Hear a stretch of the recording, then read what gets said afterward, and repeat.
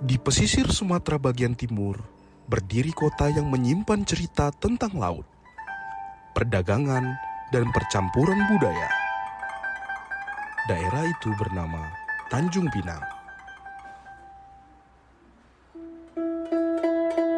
Tanjung Pinang merupakan pusat sejarah Kesultanan Riau Lingga, menjadi saksi lahirnya satu warisan budaya busana yang tak banyak dikenal, yakni baju potong Cina.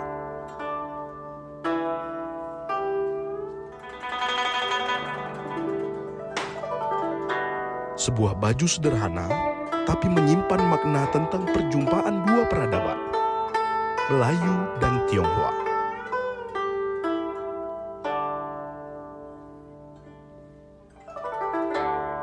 Baju potong Cina adalah busana lelaki Melayu yang lahir dari proses pergaulan lintas budaya. Sejak masa Daeng Kemboja, hubungan antara orang Melayu dan Tionghoa sudah terjalin erat.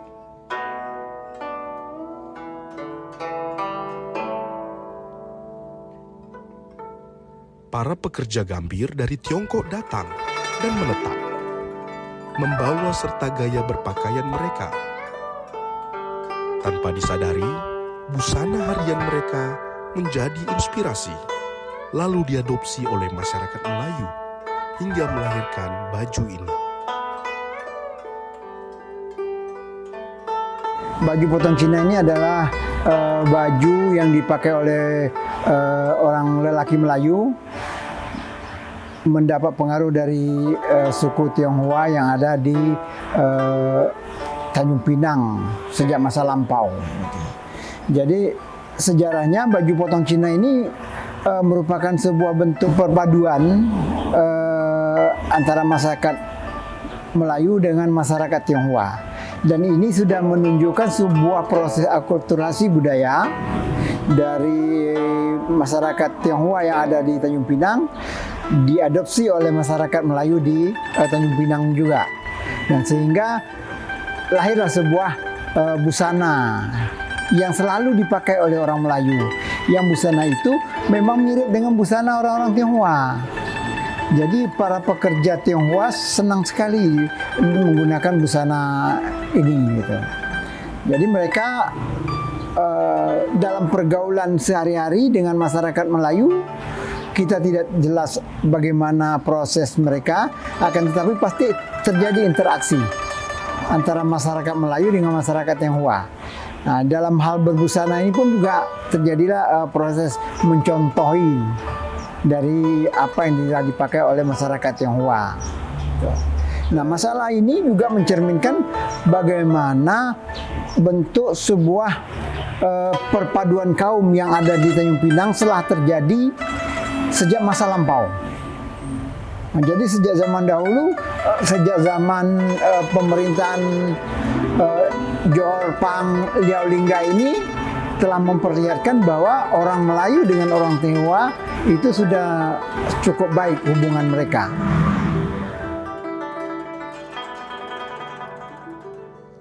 Tak seperti baju adat yang hanya dikenakan dalam upacara resmi.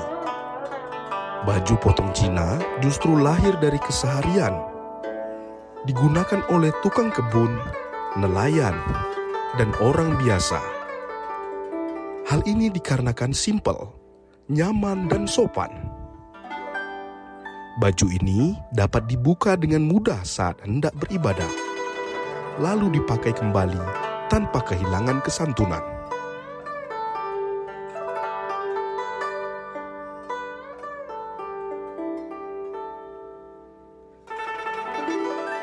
Ciri khasnya terletak pada belahan dada penuh dan butang kancing, seiring kali 7, melambangkan 7 lapis langit dan bumi. Tangannya tidak terlalu panjang, 7/8 lengan, dan tidak menggunakan pesak, seperti baju Melayu lain. Kesederhanaan desain ini menyesuaikan dengan fungsi kerja dan kenyamanan harian.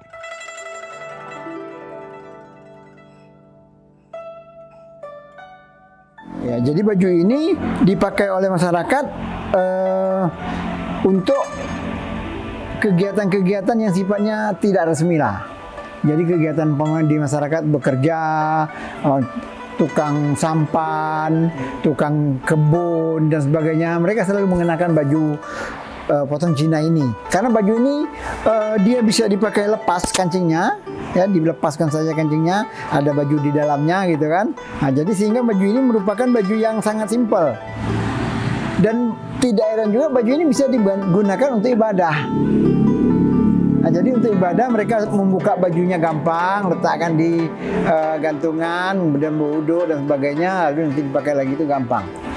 Nah, jadi ini merupakan baju yang sangat merakyat.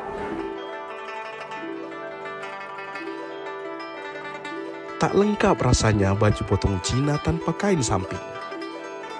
Di masyarakat Melayu, kain bukan sekedar pelengkap busana, tetapi juga alat kerja, bahkan pelindungan.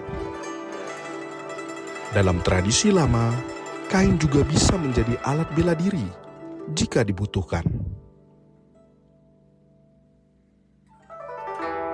Boleh kita menggunakan kain sebagai kain samping, ataupun kainnya ini selalu kita bawa. Jadi kain ini bisa kita bawa. Jadi kain ini selalu menjadi aksesoris dari pemakaian baju potong Cina ini. Dan kita juga bisa menggunakan baju kainnya ini sebagai kain pengikat di pinggang. Kalau dia yang panjang gitu, kainnya diikat di pinggang. Nah, kemudian diikat di pinggang, lalu kita menggunakan sebagai ikat pinggang. Dan kalau mau juga ini sebagai senjata sebetulnya. Jadi kalau kain kita digunakan sebagai pengikat pinggang kita itu sebenarnya kain ini juga sebagai senjata. Bahkan ini kalau kita taruh sesuatu di sini ini memang senjata mematikan. Nah, jadi makanya kain bagi orang Melayu merupakan sesuatu yang sangat penting. Jadi aksesoris pemakaian sehari-hari harus ada kain gitu.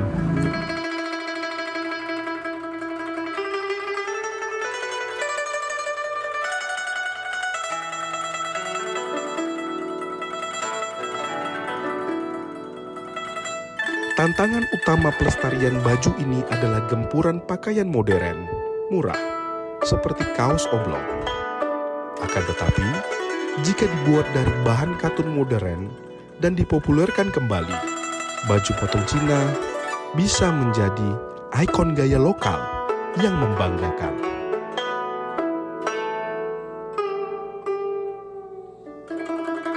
Nama baju potong Cina sendiri sudah menyiratkan jejak asalnya.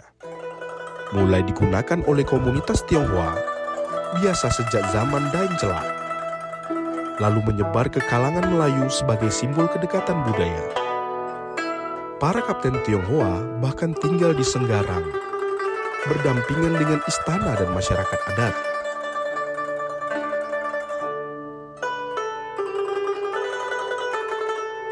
Nah, jadi pada zaman itu memang komoditas gambir, perdagangan gambir di sini cukup pesat, banyak, dan para pengelolanya adalah bangsa-bangsa Cina. Sampai hari ini pun masih ada penerusnya, keturunannya di Lingga.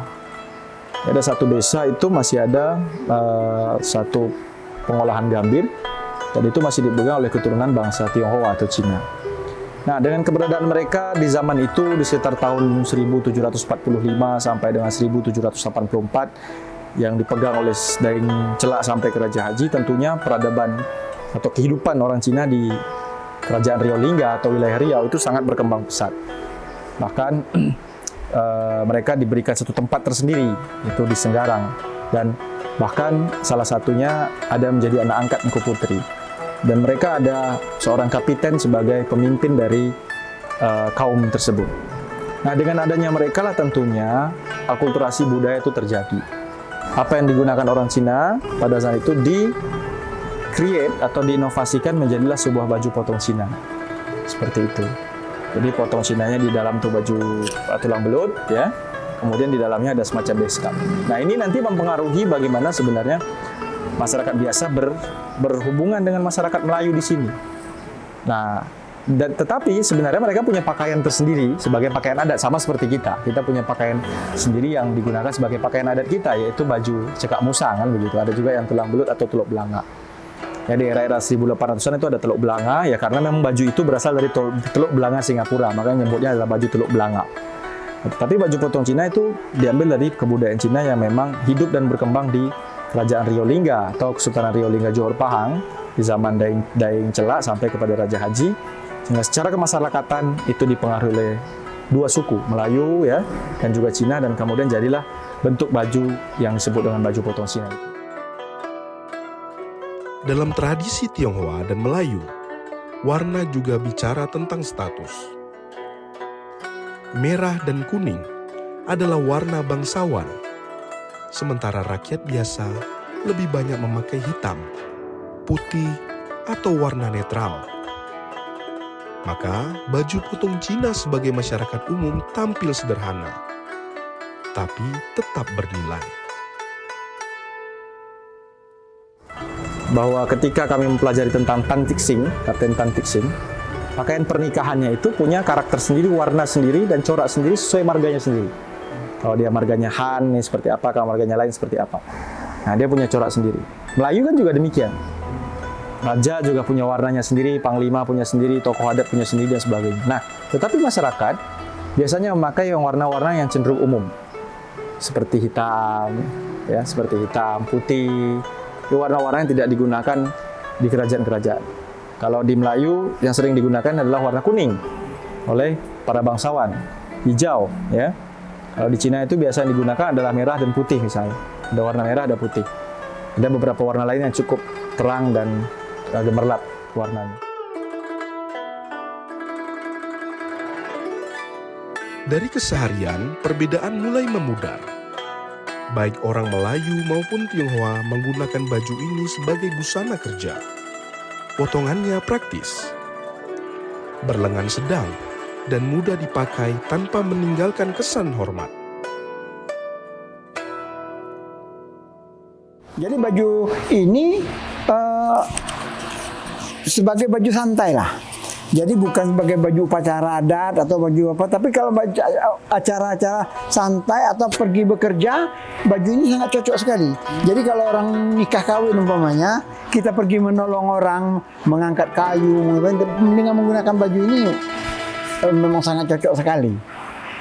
Tapi tidak bagus dibawa untuk upacara. Upacara adat tidak boleh kita menggunakan baju ini. Tapi kita harus menggunakan baju adat yang lain, yaitu baju kurung. Mau dia baju cekak musang atau mau baju teluk belanga. Hari ini, busana ini tak lagi dipakai setiap hari. Tapi justru disinilah peluangnya. Dengan desain yang diperindah, tanpa menghilangkan bentuk aslinya, baju potong Cina bisa menjadi busana eksklusif dengan nilai budaya. Tak sekedar dipakai, tapi dirayakan. Ya, jadi karena hari ini kebudayaan itu, baju ini tidak dipakai secara harian, ya, tidak menjadi common casual, ya, artinya apa, casual secara umum, maka dia harus dimodifikasi menjadi sebuah pakaian fashion. Ya, termasuk sebenarnya baju Melayu juga. Ya. Nah, baju potong Cina hari ini mungkin tidak akan dipakai orang sebagai untuk bekerja sehari-hari. Karena hari ini punya model baju tersendiri, baju kaos dan sebagainya. Nah, bagaimana dia dikenal sebagai baju yang diwarisi? Mau tidak mau kita harus menaikkan dia sebagai exclusive fashion. Artinya kita buat dia secantik mungkin, ya tidak terlalu jreng juga, tidak lari dari ruh pakaian itu. Ya kita kenalkan bahwa ini adalah pakaian warisan.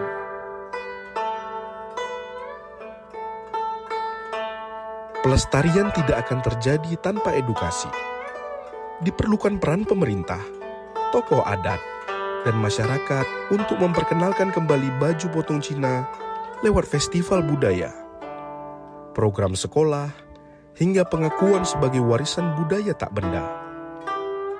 Karena tanpa pengetahuan tak akan lahir keberanian untuk memakai warisan kita sendiri. Kalau tidak ada pengajaran, tidak ada pendokumentasian, tidak ada pemahaman yang diberikan, orang yang tahu jadi tidak mau pakai. Yang mau pakai takut-takut salah gitu kan. Misalnya, jangankan baju jenis lain, baju Melayu saja, mulai dari tanja, songkit dan sebagainya, hari ini kita kadang-kadang tak paham apa maknanya. Karena yang kita pahami adalah hanya sekedar keindahan, estetika. Tapi kita tak pahami di balik semua ini ada nilai-nilai yang harus kita jaga. Di tengah pusaran modernitas, baju potong Cina adalah ingatan yang tak boleh hilang. Bukan sekedar kain yang dijahit, tapi kisah perjumpaan, toleransi, dan kesederhanaan yang jadi identitas bersama. Inilah warisan Tanjung Pinang yang harus kita jaga, rawat, dan kenalkan kembali.